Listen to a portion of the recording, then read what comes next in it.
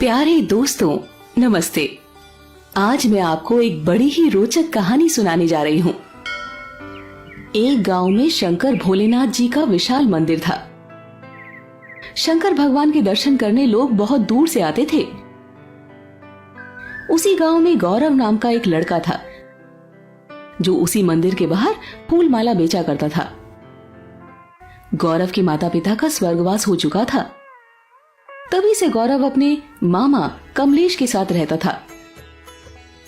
गौरव और उसके मामा दोनों ही इस दुकान को चलाया करते थे। गौरव दुकान पर बैठता था और उसके मामा फूल लाकर माला बनाकर तैयार करते थे। प्रतिदिन सुबह गौरव शिवलिंग पर जल चढ़ाता था और मंदिर के अन्य सभी कार्य बड़े ही प्रेम पूर्वक करता था।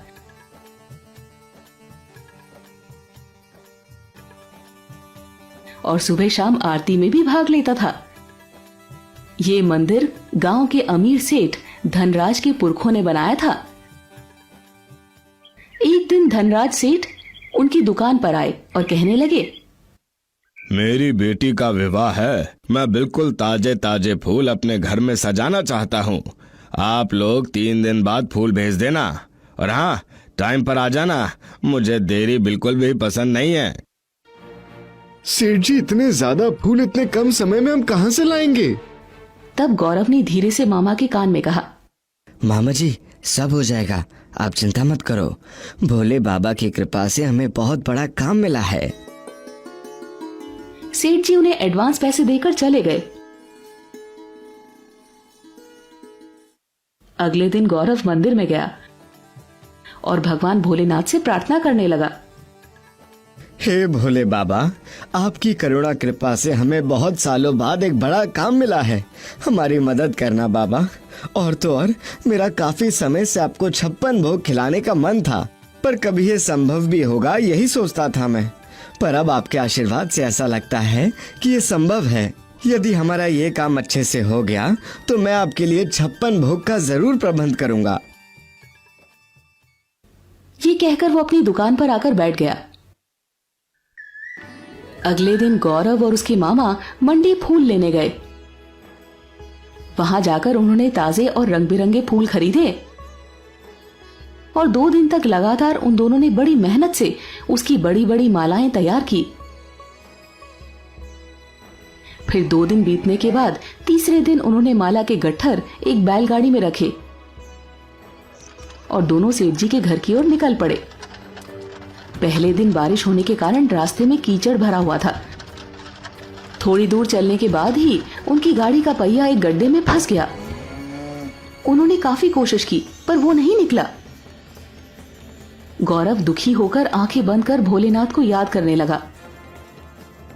दोबारा वो अपने मामा के साथ गाड़ी को धक्का लगाने लगा, लेकिन गाड़ी का पहिया निकल ही नहीं रहा था।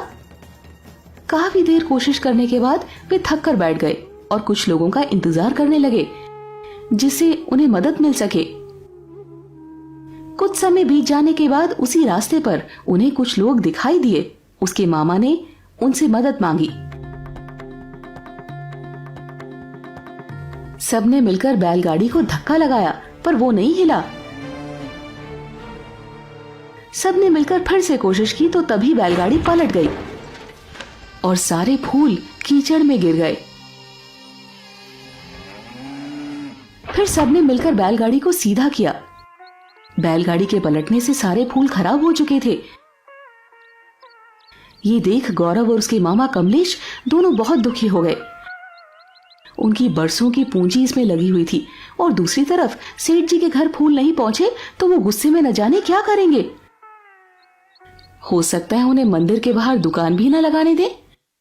फिर थोड़ी देर बाद गौरव ने बड़े दुखी मन से कहा, मामा जी, अब दुखी होने से क्या फायदा? जो होना था वो हो चुका है।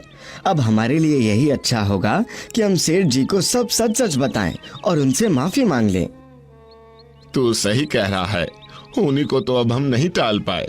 यही अच्छा होगा कि हम उनसे माफी मांग लें। दोनों ये सोचकर सेठ जी के घर पहुंचे।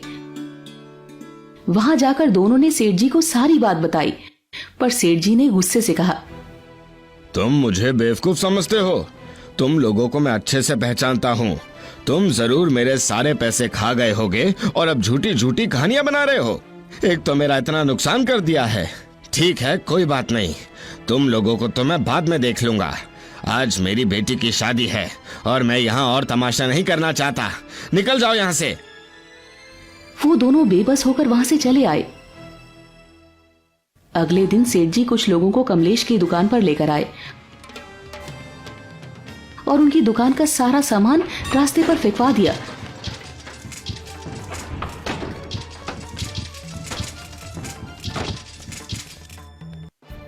और उन दोनों को बीच रास्ते में बेइज्जत करके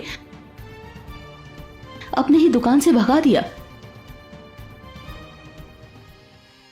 गौरव और उसके मामा बड़े निराश होकर घर वापस आ गए।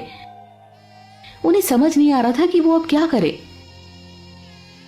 दूसरे दिन गौरव मंदिर की साफ सफाई करने मंदिर गया तो वहां पुजारी जी ने कहा, बेटा, तुम अब से मंदिर में मत आया करो। यदि सेठ जी ने देख लिया तो वो मुझे गांव से निकाल देंगे। गौरव ने भोले बाबा के चरणों में नमन किया और रोते रोते घर आ गया। फिर घर के एक कोने में बैठकर रोते हुए कहने लगा, भोले बाबा, मुझसे क्या भूल हो गई जो मैं आपकी सेवा भी नहीं कर सकता। पुजारी ने मुझे आपके पास जाने से रोका। क्यों मैं रोज आपकी सेवा नहीं कर सकता? बोलो बाबा, बोलो, मेरी क्या गलती है? गौरव ये बोलकर जोर जोर से रोने लगा। उधर मंदिर में पुजारी जी ने भोले बाबा को भोग लगाया और दोपहर को मंदिर के दरवाजे बंद कर दिए। शाम को जब मंदिर के दरवाजे खोलने का समय हुआ तो मंदिर का दरवाजा नहीं खुला। उन्होंने कुछ लोगों को बुलाया और मंदिर खोलने की कोशिश की।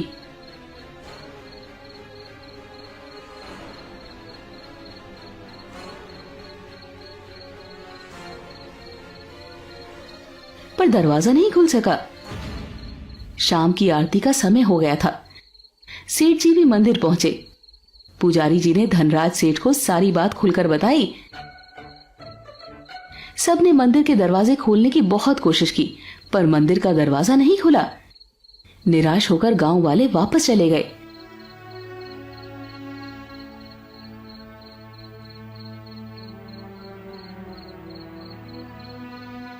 अगले दिन भी मंदिर के दरवाजे नहीं खुल सके। इसी तरह 3 दिन बीत गए।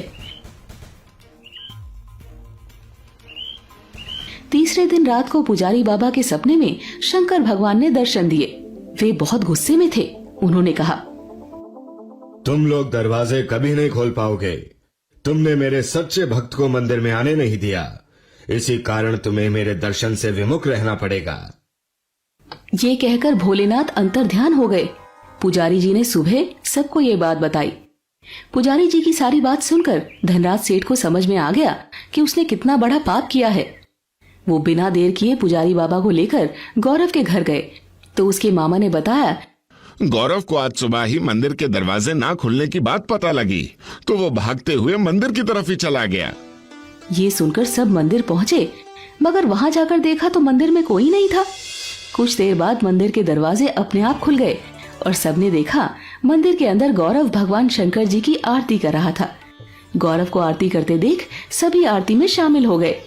आरती संपूर्ण होने के बाद जब सबने गौरव से पूछा कि मंदिर के दरवाजे उसने अकेले कैसे खोले तो उसने बताया, मैं जब मंदिर के बाहर पहुंचा तो देखा मंदिर के दरवाजे बंद थे, पर जैसे ही दरवाजे के सामने खड़ा हुआ तो वो अपने आप खुल गए।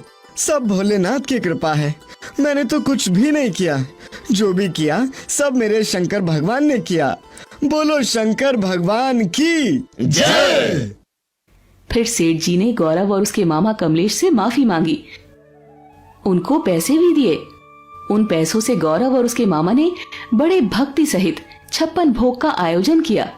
उन दोनों की भक्ति भाव को देखकर मंदिर के पुजारी ने उन्हें मंदिर में ही दिनचर्या सेवा करने के लिए कहा।